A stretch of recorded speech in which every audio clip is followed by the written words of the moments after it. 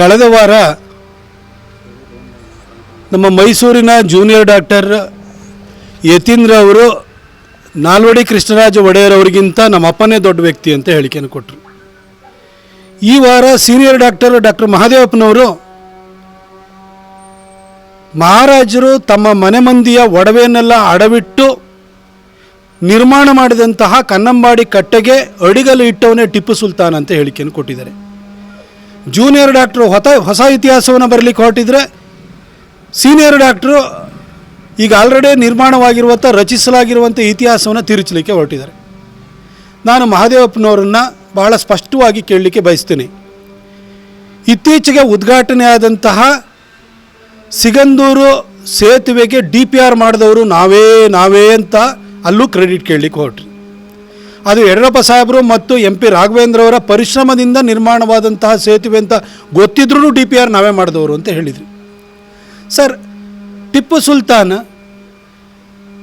ಕನ್ನಂಬಾಡಿ ಕಟ್ಟೆಗೆ ಅಡಿಗಲ್ಲು ಇಟ್ಟಿದ್ದಾನೆ ಅನ್ನೋದಾದರೆ ಅದರ DPR ಮಾಡಿದವನು ಯಾರು ಸರ್?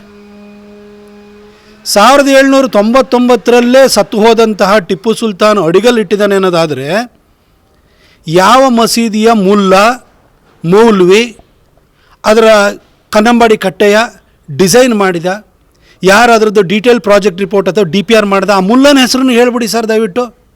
ಮೈಸೂರು ಜನ ಧನ್ಯರಾಗಿ ಬಿಡ್ತಾರೆ, ಈ ಇತಿಹಾಸನೂ ತಿಳ್ಕೊಂಬಿಡ್ತಾರೆ. ನಾಲ್ವಡಿ ಕೃಷ್ಣರಾಜ ಒಡೆಯವರಂತಹ ಜನಾನುರಾಗಿ ದೊರೆ, ವಿಶ್ವೇಶ್ವರಯ್ಯನವರಂಥ ಅಪ್ರತಿಮ ಇಂಜಿನಿಯರ್ ಇಲ್ಲದೇ ಇದ್ದಿದ್ದರೆ ಕನ್ನಂಬಾಡಿ ಕಟ್ಟಕ್ಕೆ ಸಾಧ್ಯವಾಗ್ತಿತ್ತ? ಟಿಪ್ಪು ಸುಲ್ತಾನ್ ಸತ್ತೋಗಿದ್ದು 1799ರಲ್ಲಿ. ಕನ್ನಂಬಾಡಿಯ ಕಟ್ಟೆಯ ನಿರ್ಮಾಣ ಪ್ರಾರಂಭವಾಗಿದ್ದು 1911ರಲ್ಲಿ. 112 ವರ್ಷಗಳ ಮಧ್ಯದಲ್ಲಿ ಅಂತರ ಇದೆ. ಟಿಪ್ಪು ಸುಲ್ತಾನ್ ಯಾವ ಇಸ್ವಿನಲ್ಲಿ ಅಡಿಗಲ್ಲು ಇಟ್ಟಿದ್ದ ಅದನ್ನು ಹೇಳಿಬಿಡಿ ಸರ್. ವಿಶ್ವೇಶ್ವರಯ್ಯನವರಂತೂ ಅವಾಗ ಹುಟ್ಟಿರಲಿಲ್ಲ. ಹಾಗಾಗಿ ಅದ್ರ ಡಿಸೈನನ್ನು DPRನ ಯಾರು ಮಾಡಿರಬೇಕಲ್ಲ, ಆ ಮೌಲ್ವಿ ಹೆಸರನ್ನು ಹೇಳಿಬಿಡಿ ಸರ್.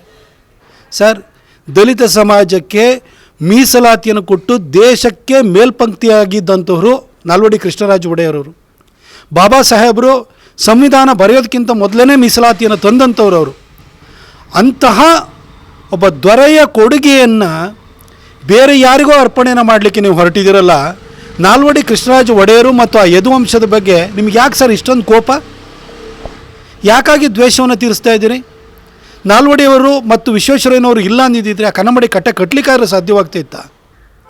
ಇಷ್ಟಾಗಿ ಅವ್ರ ಮೇಲೆ ನೀವು ಸಿದ್ದರಾಮಯ್ಯನವರು, ಯತೀಂದ್ರವರು ಪದೇ ಆ ಕುಟುಂಬದ ಕೊಡುಗೆಯನ್ನು ಅಲ್ಲಗಳೆಯುವಂಥ ಹೇಳಿಕೆಗಳನ್ನೇ ಕೊಡ್ತಾ ಬರ್ತಾ ಇದ್ದೀರಿ. ನೀವು ಯಾಕಿಂತ ದ್ವೇಷ ನಿಮಗೆ? ಮೈಸೂರು ಸಂಸ್ಥಾನವನ್ನು ಬಹಳ ಬೆಳಗಿದಂತಹ ಕುಟುಂಬದ ಬಗ್ಗೆ ಯಾಕೆ ಈ ಥರ ಒಂದು ದ್ವೇಷವನ್ನು ಮತ್ಸರವನ್ನು ಇಟ್ಕೊಂಡಿದ್ದೀರಿ ನೀವು ಸರ್? ಸರ್, ಇವತ್ತು ಗಜಪಯಣ ಆರಂಭ ಆಗ್ತಾ ಇದೆ. ದಯವಿಟ್ಟು ಗಜಪಯಣ ಮತ್ತು ಈ ಒಂದು ದಸರಾವನ್ನು ಆರಂಭ ಮಾಡಿದ್ದು ಟಿಪ್ಪು ಸುಲ್ತಾನ್ ಅಂತ ಹೇಳ್ಬಿಡಿ. ಮೈಸೂರು ಜನ ಕೃತಾರ್ಥರಾಗಿ ಬಿಡ್ತಾರೆ, ಧನ್ಯರಾಗಿ ಬಿಡ್ತಾರೆ. ಆ ಇತಿಹಾಸವನ್ನು ನಾವು ಕೇಳ್ಕೊಂಬಿಡೋಣ ಸರ್. ದಯವಿಟ್ಟು ಅದನ್ನ ಹೇಳಿ. ನೀವೊಬ್ಬರು ದಲಿತ ಸಮಾಜಕ್ಕೆ ಸೇರಿದಂಥವರಾಗಿ ದಲಿತ ಸಮಾಜಕ್ಕೆ ಮೀಸಲಾತಿಯನ್ನು ಕೊಟ್ಟಂಥ ನಾಲ್ವಡಿ ಕೃಷ್ಣರಾಜ ಒಡೆಯರ ಬಗ್ಗೆ ಮಾತಾಡ್ತೀರಿ. ಆದರೆ ಅದೇ ದಲಿತ ಸಮಾಜಕ್ಕೆ ಮೀಸಲಿಟ್ಟಿರುವಂತಹ SCP TSP ಫಂಡನ್ನು 24,000 ಕೋಟಿ ರೂಪಾಯಿನ ಈ ಗ್ಯಾರಂಟಿ ಸ್ಕೀಮ್ಗಳಿಗೋಸ್ಕರವಾಗಿ ಗಾಳಿಯಲ್ಲಿ ತೂರ್ತಾ ಇರುವಂತಹ ಸಿದ್ದರಾಮಯ್ಯನವ್ರ ಬಗ್ಗೆ ಒಂದು ದಿನವೂ ಮಾತಾಡಲಿಲ್ಲ. ದಲಿತ ಸಮಾಜಕ್ಕೆ ಸೇರಬೇಕಾದಂಥ ಫಂಡನ್ನು ಮಿಸ್ಯೂಸ್ ಆಗ್ತಿದೆ ಅಂತ ಒಂದಿನ ಮಾತಾಡಲಿಲ್ಲ.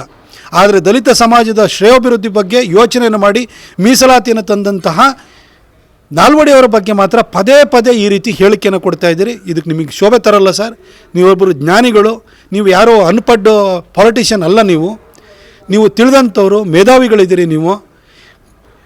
ನಿಮಗೆ ಸಮಾಜ ನಿಮಗೆ ಗೌರವವನ್ನು ಕೊಡುತ್ತೆ. ಆದರೆ ಸಮಾಜ ಪ್ರೀತಿಸುವಂಥ, ಗೌರವಿಸುವಂಥ, ಆರಾಧಿಸುವಂತಹ ನಾಲ್ವಡಿಯವರ ಬಗ್ಗೆ ಈ ಥರ ಅಪದ್ಧದ ಮಾತುಗಳನ್ನು ಆಡಿದರೆ ಖಂಡಿತ ಜನ ನಿಮ್ಮ ಬಗ್ಗೆ ಅಪನಂಬಿಕೆಯನ್ನು ಬೆಳೆಸ್ಕೊಳ್ತಾರೆ. ಅಲ್ಪಸಂಖ್ಯಾತರ ಓಲೈಕೆ ಅದನ್ನು ಮಾಡೋದಕ್ಕೆ ಟಿಪ್ಪು ಜಯಂತಿಯನ್ನು ಆರಂಭ ಮಾಡಿ ಆಯಿತು. ಅವ್ರ ಪರವಾಗಿ ಹೇಳಿಕೆಯನ್ನು ಕೊಡ್ತಾನೇ ಇದ್ದಾರೆ ಸಿದ್ದರಾಮಯ್ಯನವರು. ಅವ್ರ ಮತಗಳು ಅಯಾಚಿತವಾಗಿ ಇವ್ರಿಗೆ ಬರ್ತಾನೇ ಇದ್ದಾವೆ. ಇಷ್ಟಾಗಿಯೂ ಕೂಡ ಈ ರೀತಿ ಹೇಳಿಕೆಯನ್ನು ಕೊಡ್ತಾ ಇದ್ದಾರೆ ಅಂತಂದರೆ ಇದು ಅಲ್ಪಸಂಖ್ಯಾತರ ಓಲೈಕೆ ಮಾತ್ರ ಅಲ್ಲ, ಇದು ನಮ್ಮ ಯದುವಂಶದ ಬಗ್ಗೆ ಸಿದ್ದರಾಮಯ್ಯನವರು ಮತ್ತು ಅವರ ಕ್ಯಾಬಿನೆಟ್ ಕೊಲೀಗ್ಸಿಗಿರುವಂತಹ ದ್ವೇಷ ಮತ್ಸರದ ದ್ಯೋತಕವಾಗಿದೆ ಇದು.